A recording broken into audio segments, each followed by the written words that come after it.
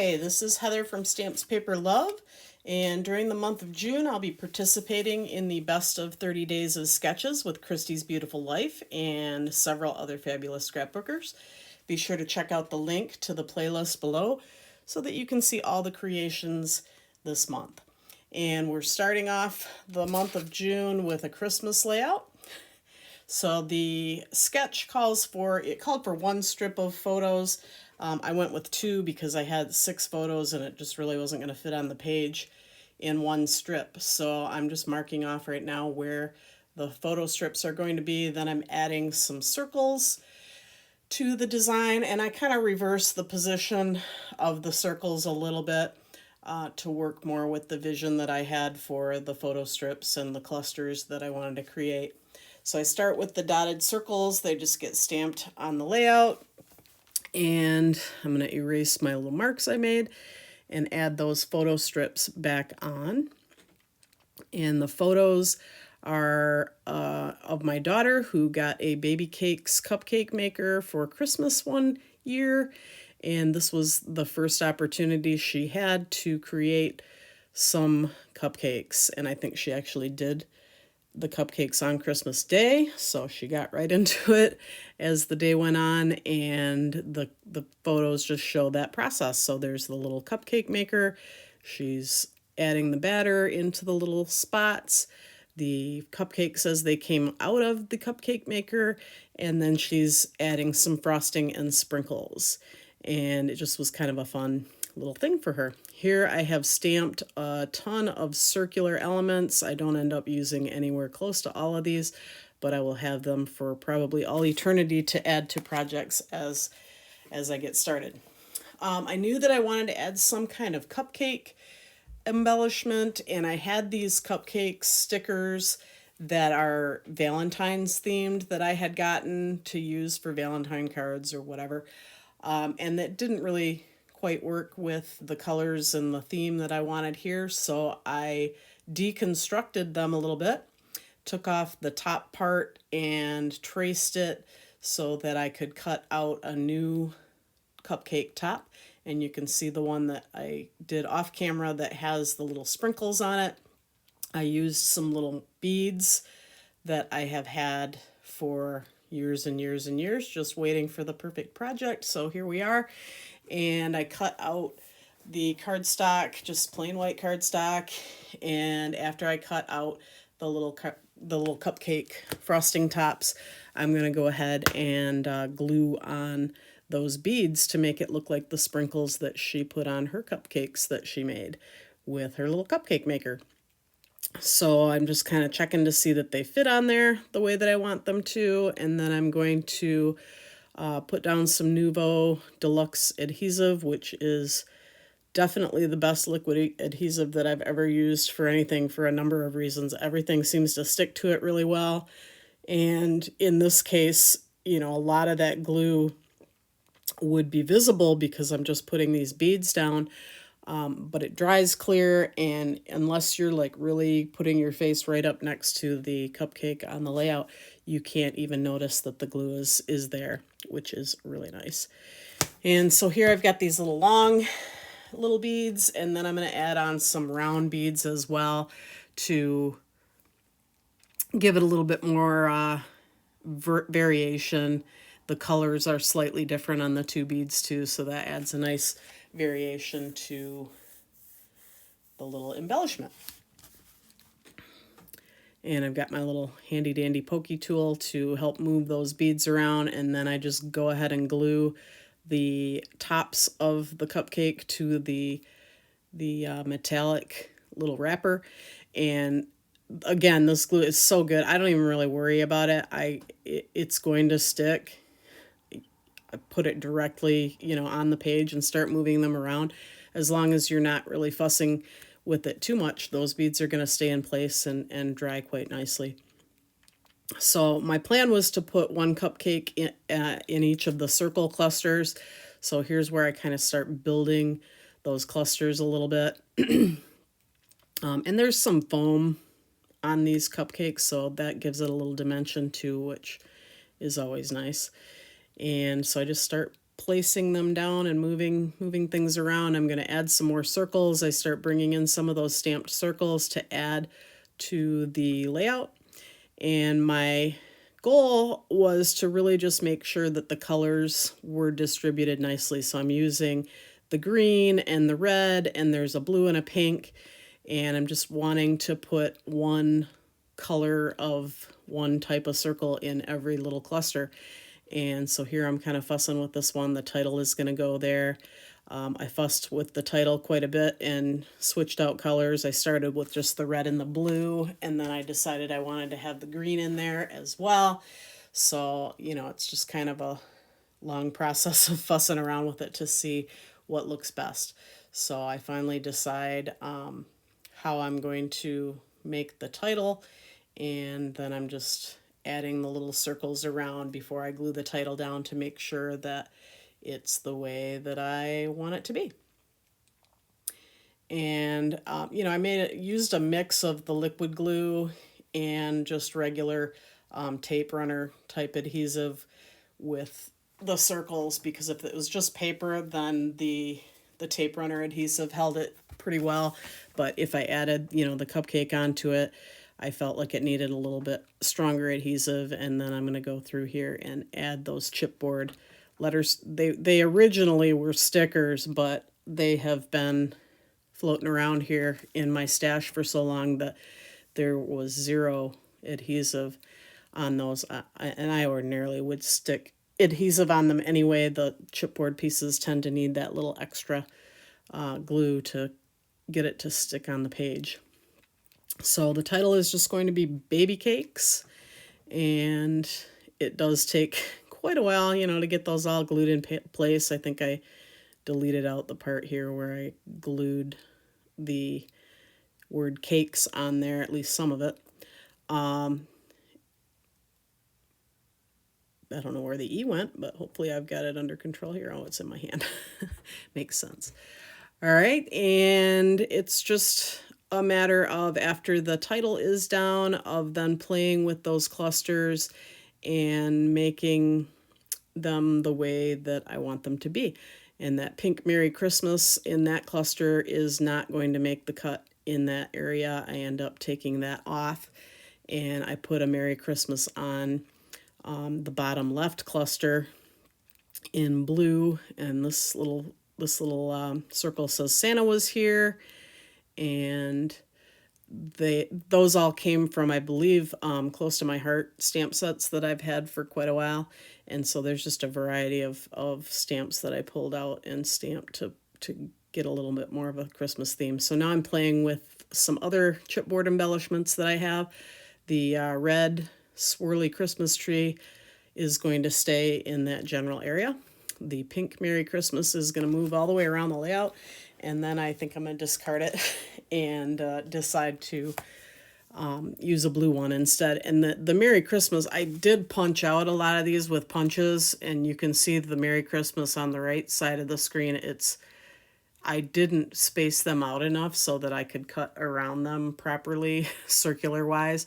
So I had to make sure that with whatever Merry Christmas I was going to use, that I could tuck in any parts that didn't really look quite right.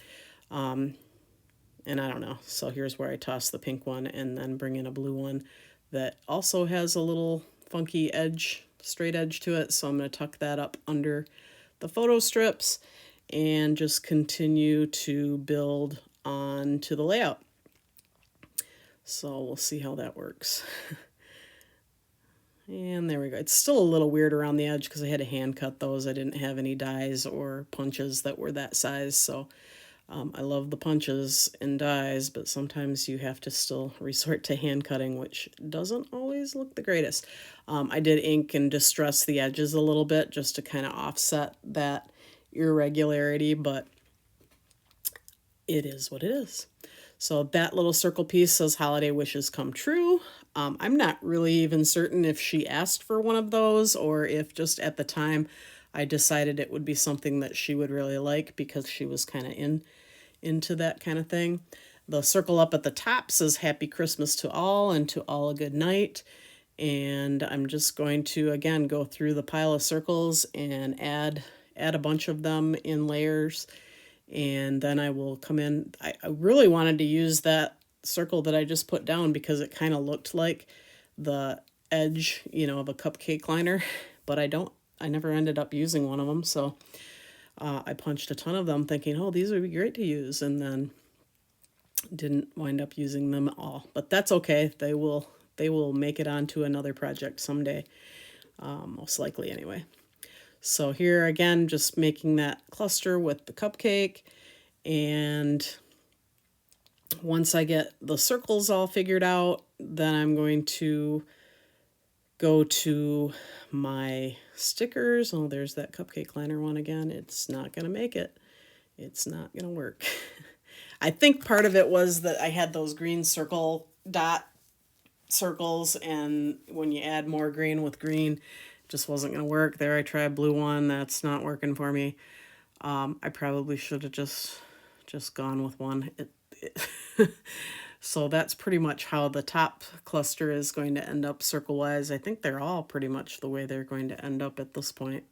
And here I go to my stash of stickers and chipboard and all of that, and try to play with some more things. I'm thinking I might put a tree in each one, but that pink tree wasn't really working for me. I do like the red tree, so it's kind of decided on it and got to stay. I'm not going to use much, if anything, off this. I think I tried the little present, but in the end, I'm going to get a present from a different sticker sheet. So again, it's that whole trial and error process. These acrylic pieces I really liked, and I end up using 2 of them. I'm typically a work in threes kind of person when I scrapbook, so somehow I was able to just put 2 of them on here. And here is the sticker sheet that I'm going to pull the presents from. It is a sticker sheet that has, some pink in there, and definitely worked. That chipboard sheet doesn't make the cut. I have, a big pile of stuff next to me, so it's just playing with it and deciding what's going to make it on there. On this sheet that I just brought out, I'm going to go ahead and use the little deer that's on there. He's so cute, so I had to use him. I tried to use the candy canes, but I didn't really, at the end of the day, like the way the candy canes looked for this particular thing. I end up using some of the snowflakes from this, at least one of them from this sheet. Nope, there's 3 actually. And then I also had a couple of snowflakes from this other sheet that are going to come on here. So yeah, at this point, we're just, making all those extra little embellishment touches. We got a present up there. I'm going to grab Santa off that sticker sheet in a little bit and add Santa on there. The ho ho ho acrylic piece makes it back up next to Santa. The Believe makes it on in the lower cluster. And, there we are repositioning because you can just never get it in the right spot. It's the beauty of not using that liquid adhesive. I think the sketch called for some washi tape. It kind of looked like a washi tape at the bottom, so I added a little bit of washi tape from I think that's washi tape from the Snow and Cocoa collection. So it's still hanging around, and I go ahead and add a little bit of that at the top and a little bit of that at the bottom of that first photo strip. And just keep on working on the embellishments. Great to get a story recorded. I mean, this is 2013 is when this happened, so it's been quite a number of years since this Christmas, and so it's always nice to get something scrapbooked. I'm not accustomed to scrapbooking Christmas in spring or summertime. I don't know why it feels weird to do that, but this one came together pretty nicely, and I was definitely happy to use up some of these stickers. I think I have 2 or maybe even 3 of that particular sticker sheet, so I must really like it because I probably buy it every year. It's from Hobby Lobby. So if you like it, you might be able to find it there next Christmas time. It's definitely made it in my stash a couple of times. I think it's that deer. He's so stinking cute. And then that snowman ugly sweater is adorable.